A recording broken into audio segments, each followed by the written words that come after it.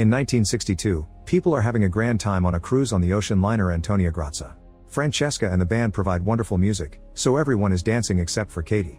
A waiter notices she has a spelling toy and helps her form the words "I'm so bored." Eventually the captain sees that Katie is alone and asks her to dance with him. The evening continues to be cheerful and nobody sees a mysterious person lifting a lever to unravel some wire. It spins for several seconds until it finally snaps, causing it to hit the dance floor. Lights are broken, decorations are destroyed, and all the dancers lose the top right of their bodies except for Katie, whose height has saved her. 40 years later, a crew of salvagers is retrieving a broken ship. Since it's taking too much water, its weight is making it hard to move. Epps slides down a wire to enter the old ship and finds a punch in the port floater, which means it'll flood in 5 minutes. Captain Murphy wants to abandon it but Epps decides to stay to repair it. Munder and Dodge jump in to help and together they weld a piece of metal that successfully covers the hole. Sometime later the group celebrates the rescue and the pay. At that moment they're approached by a pilot named Ferriman, who wants to hire them. He shows them a picture of a ship he saw in the Bering Sea last month while flying. Ferriman tried to contact it but nobody answered, and saw it again a few days ago. The group takes the job and Ferriman announces he's coming along. The crew leaves early in the morning but they don't find anything all day. In the evening, Santos sees something nearby and quickly calls Murphy, but the thing is gone when he arrives. Murphy finds nothing on the radar and thinks Santos imagined it. After a few seconds though, the radar does detect something. Epps soon joins them to keep an eye on the radar, noticing how the mysterious thing appears and disappears. When Murphy tries using the radio, nothing happens.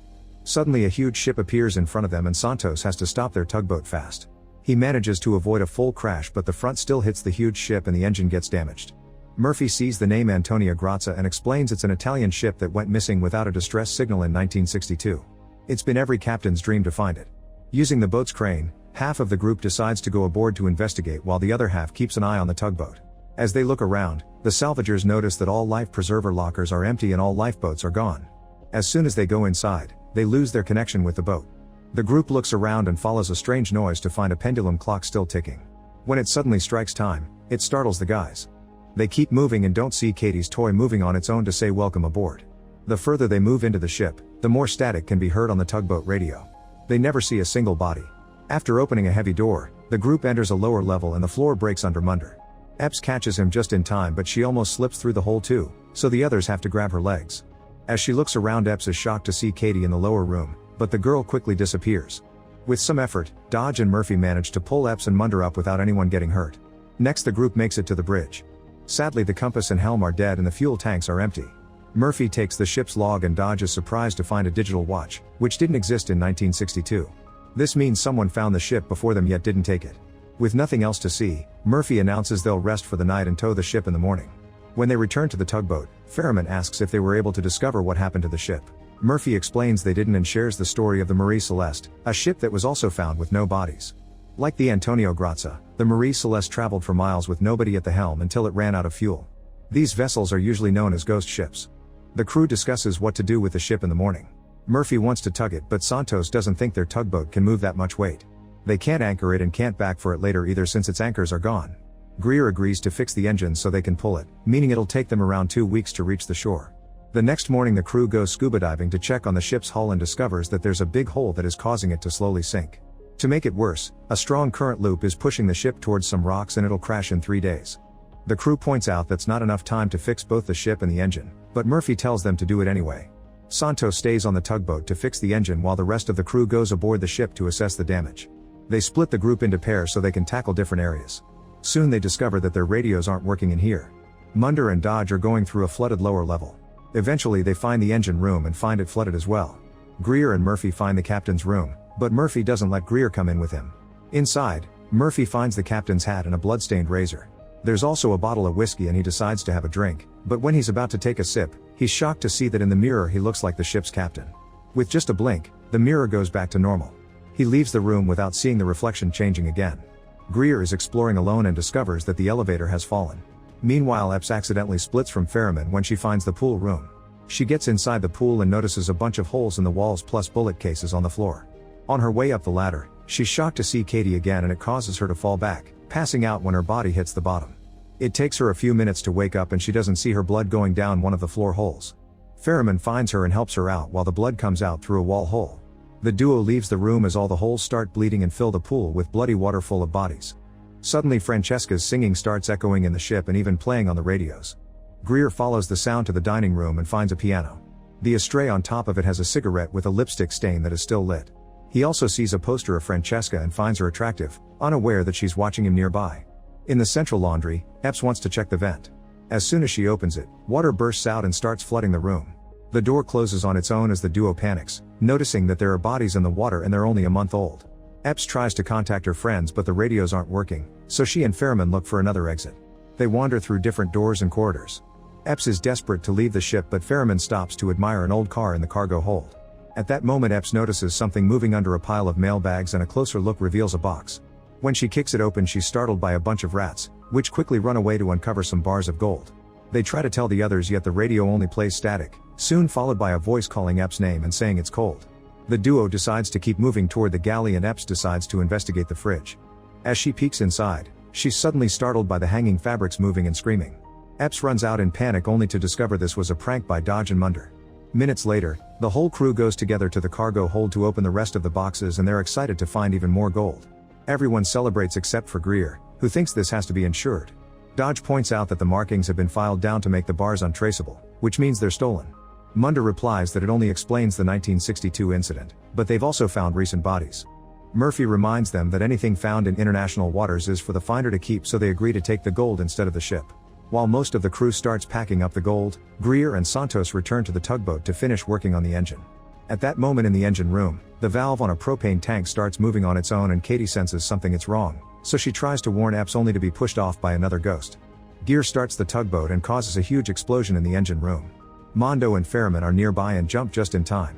Santos' body is on fire and he also jumps into the water as the other half of the tugboat explodes too. On the ship, Epps is thrown back by the shockwave, but she quickly recovers and jumps into the water to help her friends. She manages to rescue Greer while Ferriman gets Munder, but they can't find Santos. Katie watches everything from the ship. The crew now has to spend the night in the creepy ship. Dodge blames Santos' death on Ferriman for not doing research on the ship before bringing them here. He wants to beat him up but Greer stops him. Epps says they should repair the ship so they can use it to go home or at last survive until they're rescued. An argument ensues over this plan and Greer ends up punching Munder, so the men have to be dragged to different rooms. In the middle of the night, Katie dances around the swimming pool. In the kitchen, Dodge and Munder open some old cans they find in the kitchen and are surprised to discover that the food is in good condition. Their excitement instantly drops when they also find worms. Epps checks the old passengers list and sees Katie's name on the list. It says she was traveling alone. Now that she has Katie's room number, Epps goes looking for it. She's startled by all the doors in the corridor suddenly closing except for one, which slowly opens for her. As Epps enters the room, she hears some humming. All of Katie's belongings are around, but the sweetness is replaced by horror when Epps opens the closet and finds Katie's body. After the initial shock has passed, Epps takes the locket from the body and finds pictures of Katie's parents. Katie appears next to her and asks her not to close it because she hasn't seen them in years. Epps tries to give her the locket back but it just goes through Katie's hand, making her realize she truly is a ghost. Katie explains that everyone here is trapped and that once he has enough souls to fill his quota, they'll be ferried. When Epps tries to ask what it means, blood starts appearing on the ceiling and Katie says that he doesn't want them to chat. Katie tells Epps to leave as soon as she can before she disappears with a scream. In the dining room, Greer drinks while looking at a picture of his fiancée. When he finally tries to leave, the lights suddenly turn on and the objects start repairing themselves. Soon the room looks brand new and all the guests reappear to cheer for Greer. Francesca comes closer to kiss his cheek and Greer deduces that this isn't real, so it shouldn't count as cheating. He then kisses Francesca on the mouth. She starts walking away while she undoes her dress as an invitation. Greer follows her and gets ready for some action when he sees her standing at the elevator door completely naked. However, when he leans in to touch her, his body goes right through hers and he falls into the elevator shaft, which instantly kills him. Francesca's face becomes monstrous as she turns around. In the captain's room, a grieving Murphy drinks until he falls asleep. He's suddenly awakened by the bottle moving and he's shocked to find the old captain offering him another drink. The captain also gives him a notebook with pictures of the Lorelei, a ship he rescued 2 days before the Antonia Grazia disappeared. The pictures show that the boxes of gold came from the Lorelei and Murphy remembers the story saying it had no survivors. However, the captain corrects him and shows him a photo of the only survivor they found, which leaves Murphy in shock. A now terrified Murphy goes looking for the others and when he enters the swimming pool room, he finds Santos' ghost. Murphy tries to run away but Santos keeps appearing in front of him, blaming him for his death. At that moment Epps and Ferriman find him and try to approach him, but he sees them both as Santos. He thinks they're about to attack him so he jumps first, pushing Epps against a column. Epps tries to defend herself without hurting her captain, only for Epps to throw her on the floor. She grabs the nearest object she can find to hit him in the head and push him off, Yet Murphy keeps attacking, leaving Epps no choice but to stab his foot. A furious Murphy gets ready to give her a killing blow, but luckily Ferriman hits him in the head by surprise and knocks him out. Afterward, the crew reunites and agrees to lock Murphy in the aquarium for the sake of everyone's safety. Now they just need to find Greer. By morning time, the crew still has no clue where their friend is. They discuss what to do and Epps convinces them to follow the plan of fixing the ship. Munder, Dodge and Epps go diving into the engine room. They blow up the door to open it and find the tier on the hull, which they start to seal. After lots of work, it's completely covered.